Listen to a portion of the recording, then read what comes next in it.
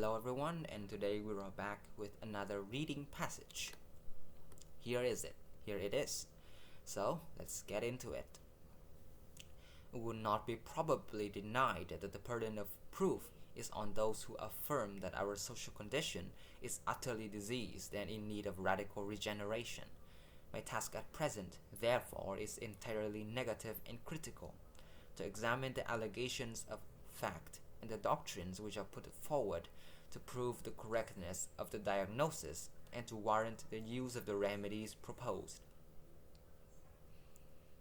When anyone asserts that the class of skilled and unskilled manual laborers of the United States is worse off now in respect to diet, clothing, lodgings, furniture, fuel, and light, in respect to the age which they can marry, the number of children they can provide for, the start in life which they can give to their children, and their chances of accumulating capital that they have ever been at any former time, he makes a reckless assertion for which no facts have been offered in proof. Upon an appeal to facts, the contrary of this assertion will be clearly established. It suffices, therefore, to challenge those who are responsible for the assertion to make it good. 9/10 of the socialistic and semi-socialistic and sentimental or ethical suggestions by which we are overwhelmed come from failure to understand the phenomena of the industrial organization and its expansion.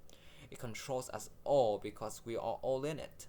It creates the condition of our existence, sets the limit of our social activity, regulates the bonds of our social relations, determines our conceptions of good and evil, such as our life philosophy, molds our inherited political institutions, and reforms the oldest and toughest customs like marriage and property. I repeat, the turmoil of heterogeneous and antagonistic social whims and speculations in which we live is due to the failure to understand what the industrial organization is and its all-pervading control over human life. While the traditions of our school of philosophy leads us to always approach the industrial organization not from the side of objective study, but from that of philosophical doctrine.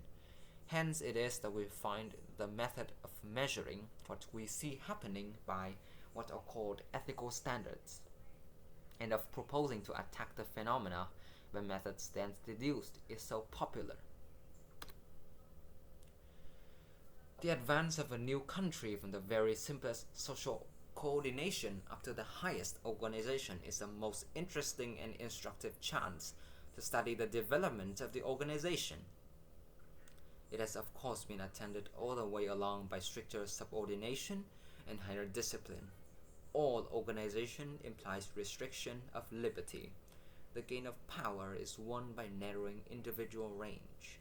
The methods of business as in colonial days were loose and slack to an inconceivable degree. The movement of industry has been all the time towards promptitude, punctuality, and reliability. It has been attended all the way by lamentations about the good old times, about the decline of small industries, about the lost spirit of comradeship between employer and employee, about the narrowing of the interest of the workman, about its conversion into a machine or into a ware, and about industrial war. These lamentations have all had reference to the unquestionable phenomena attendant on advancing organization. In all occupations, the same movement is discernible in the learned professions. In schools, in trade, commerce, and transportation. It is to go on faster than ever now that the continent is filled up with the first superficial layer of population over its whole extent, and the intensification of industry has begun. The great inventions both make the intention of the organization possible and make it inevitable, with all its consequences, whatever they may be. I must expect to be told here, according to the current fashions of thinking, that we ought to control the development of the organization. First instinct of the modern man is to get a law passed to forbid or prevent what, in his wisdom, he disapproves. Now, the intensification of the social organization is what gives us social power. It is to it that we owe our increased comfort and abundance. We are none of us ready to sacrifice this. On the contrary, we want more of it. We would not return to the colonial simplicity or the colonial exiguity if we could. If not, then we must pay the price. Our life is bounded on every side by conditions. So that was the passage. 11. The main purpose of the passage is to delineate the course of industrial progress, question the practicality of democratic ideals, encourage support for individual liberties, highlight the uselessness of social reform.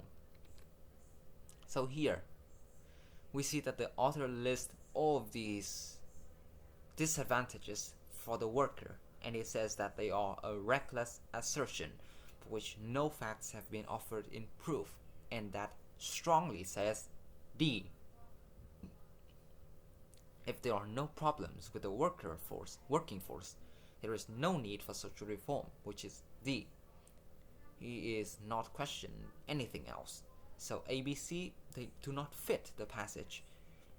That's the first thing. And the second thing, this supports D. So 11D. 12. The main course of the passage shifts from an overview to a clarification, an acknowledgement to a proposal, an assembling to a justification, an explanation to an admission.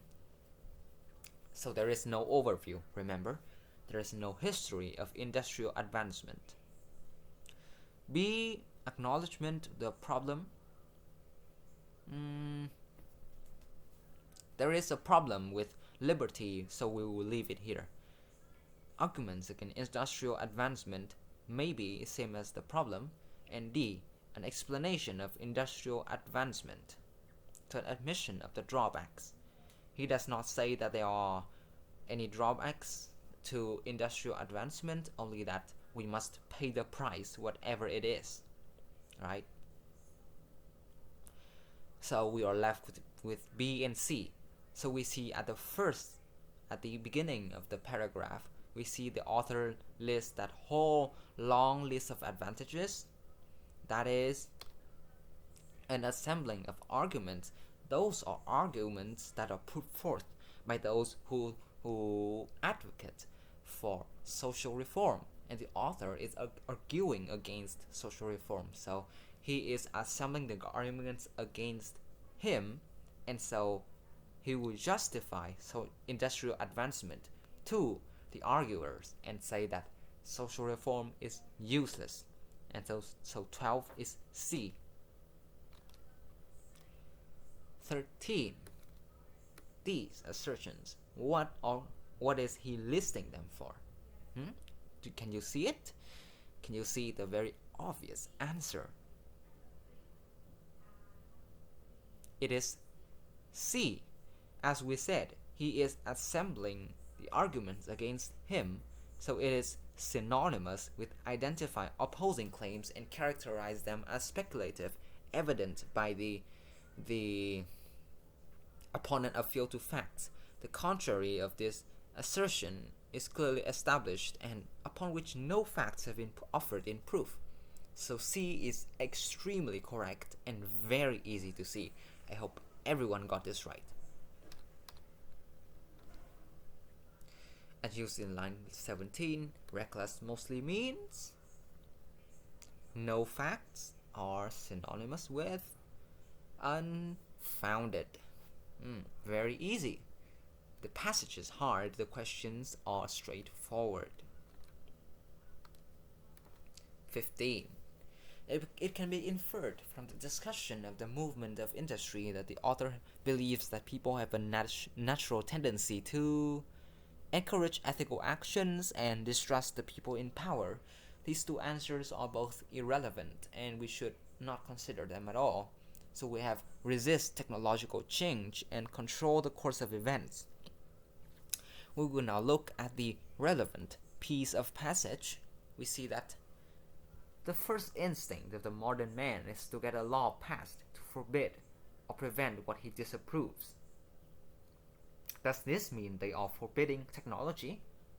No, they are controlling the course of events. By forbidding something, they are preventing something from happening, and so that controls the course of events.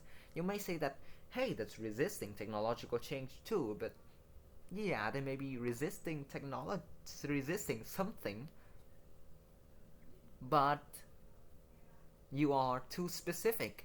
They do not explicitly say technology, they just say that he disapproves. So it is C. C is more correct than A. So this is just formality. It is D, 16D. You can read these and find the line in the passage. 17.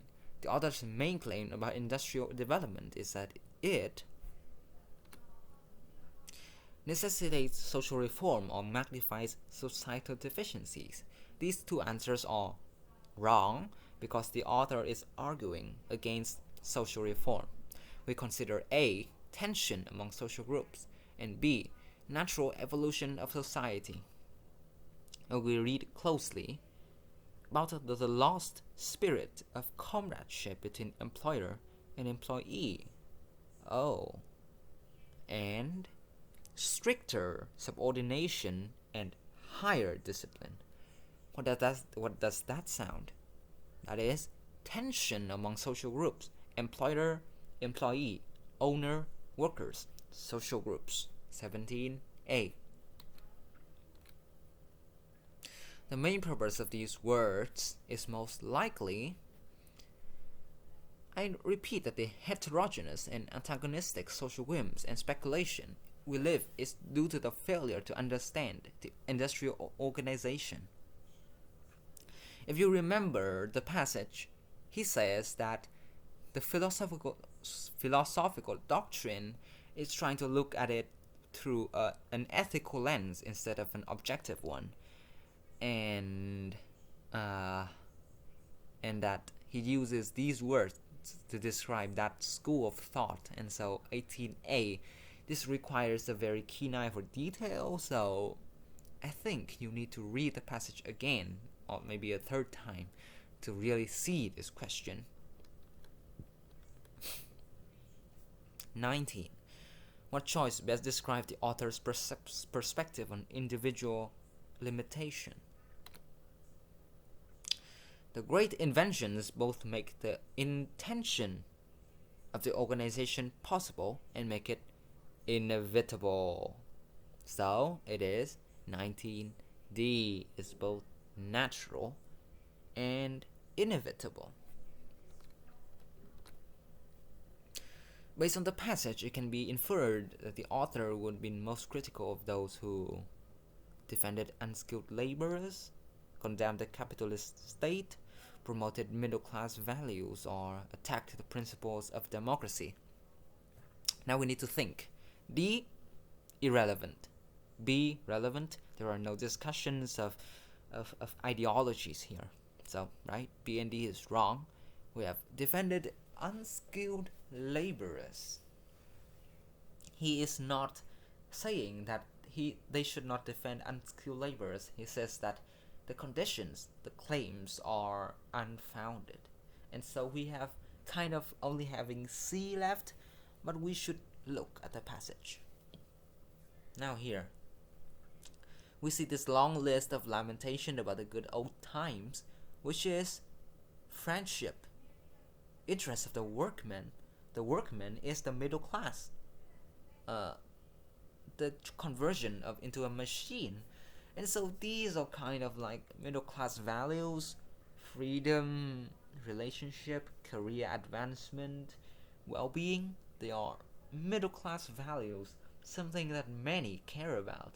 So he says that these are the result of looking through a very ethical lens and not an objective one. And so 20 is C. He is critical of those who promoted middle class values. 21. If we read through all of these, we see that many of them mention like social things, but only line 66 to 69 in all occupations to the transportation part. You can turn back the passage and read it. You can see that only that part is related to the discussion about middle class values put forth here. Only that is here. It's in no occupation the same movement is discernible. So that those who promote these values need to know that they are happening everywhere and they are inevitable, and it's useless to talk about them, right? And so that is why he is critical, because it is happening everywhere. You simply cannot hide. You have to take the blow. And so 21C. And that is the end of this video. Thanks for watching. I'll see you later.